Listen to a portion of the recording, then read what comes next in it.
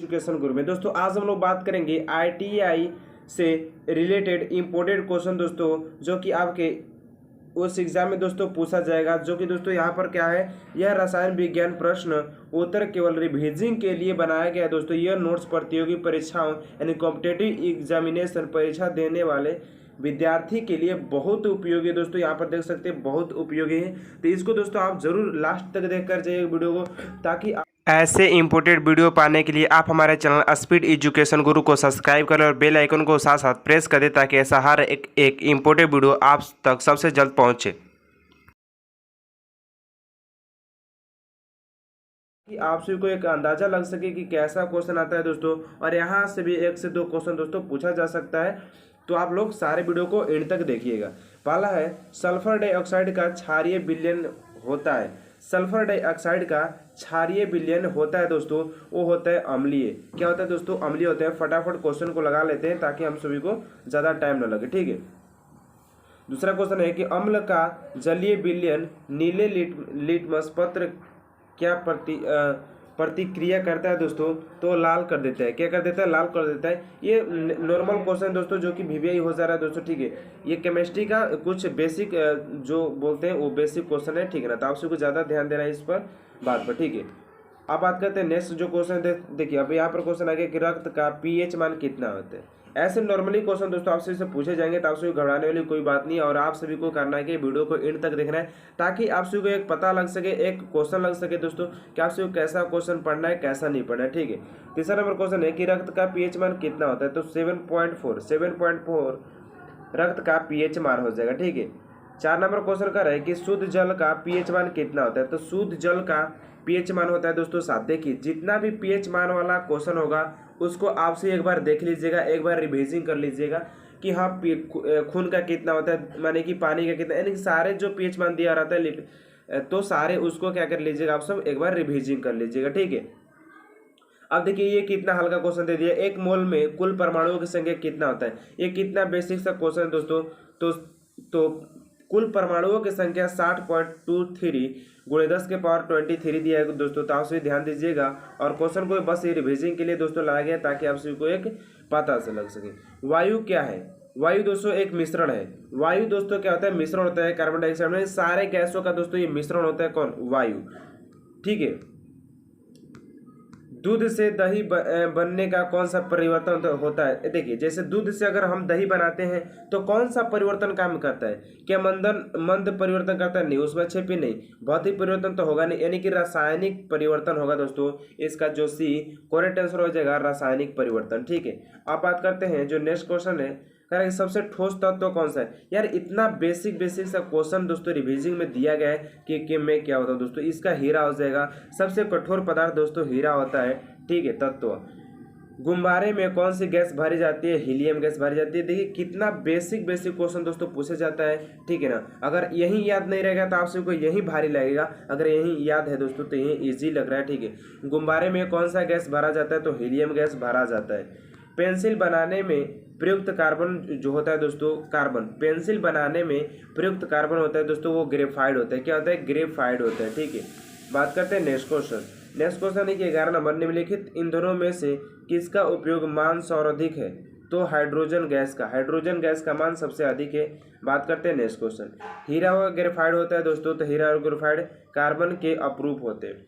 देखिए कितना simple question है। हीरा एवं ग्रेफाइड होते हैं, कार्बन के अपरूप होते हैं, ठीक है। रॉकेट को चलाने में प्रयुक्त ईंधन जो होता है दोस्तों वो प्रणोदक होता है। प्रणोदक होता है दोस्तों, ठीक है, प्रणोदक ईंधन होता है। बात करते हैं नेक्स्ट क्वेश्चन।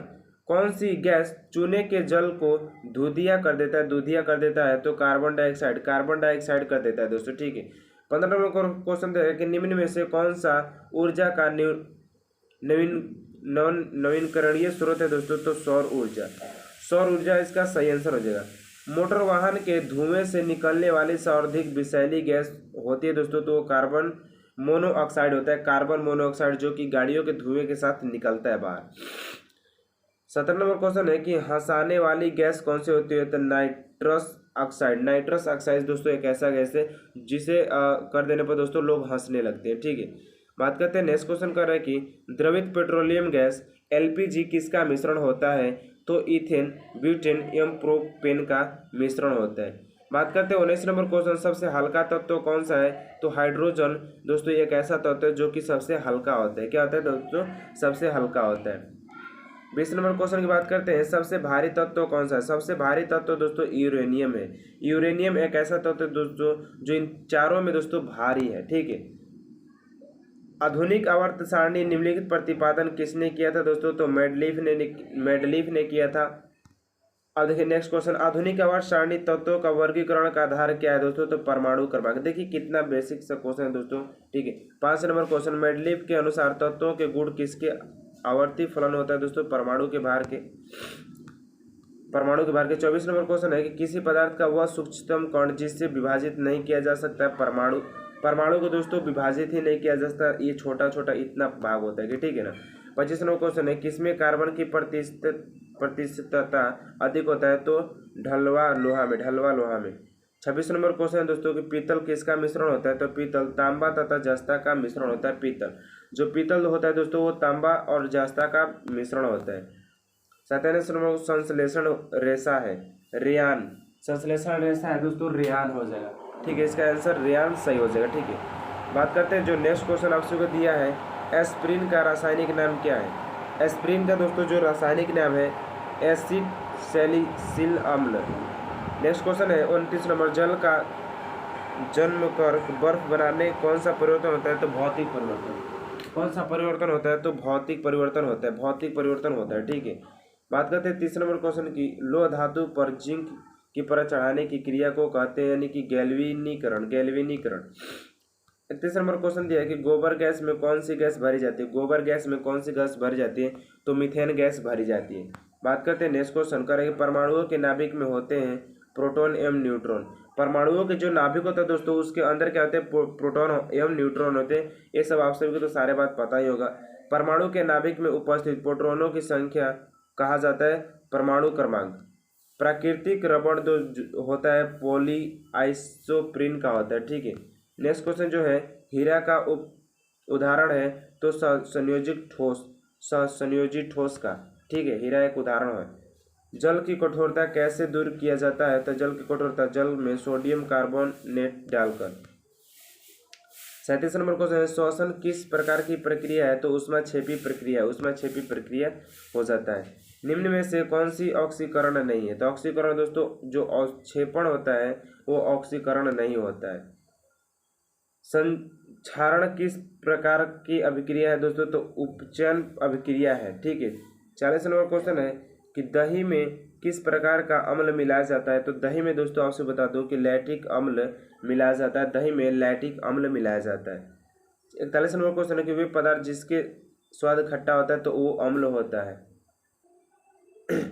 जो नेक्स्ट क्वेश्चन दिया गया है दोस्तों इसमें कह रहा है कि सूक्ष्म बुझा हुआ चूना पर क्लोरीन गैस की क्रिया कौन सा पदार्थ होता है दोस्तों?